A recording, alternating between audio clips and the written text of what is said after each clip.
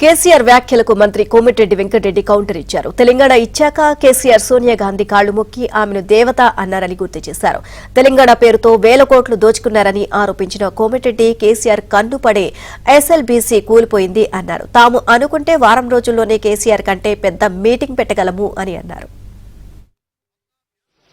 కేసీఆర్ మాట్లాడుతున్నాడు, ఏం మాట్లాడుతుండో ఆయనకు అర్థమైతలేదు. తెలంగాణకు కాంగ్రెస్ పార్టీ విలన్ అంట. ఏమన్నా కేసీఆర్ అర్థం ఉండి మాట్లాడుతున్నావా?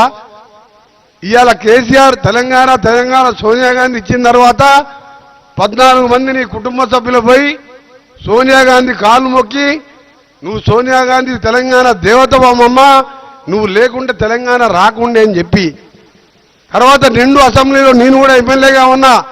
ఆయన ముఖ్యమంత్రి అయిన మోసం మాటలతోని దళితుని ముఖ్యమంత్రి చేస్తా 400 కాదు 10,000 అబద్ధాలు ఆడిండు. కానీ తర్వాత అసెంబ్లీలో కూడా ఒక మాట అన్నాడు ఫస్ట్ డే రోజు. నేను ఒకటి చెప్తున్నా, చరిత్రలో ఎవరు నమ్మినా నమ్మకపోయినా సోనియా గాంధీ తెలంగాణ దేవత, ఆమె లేకుంటే ఎప్పటికి కూడా తెలంగాణ రాదు.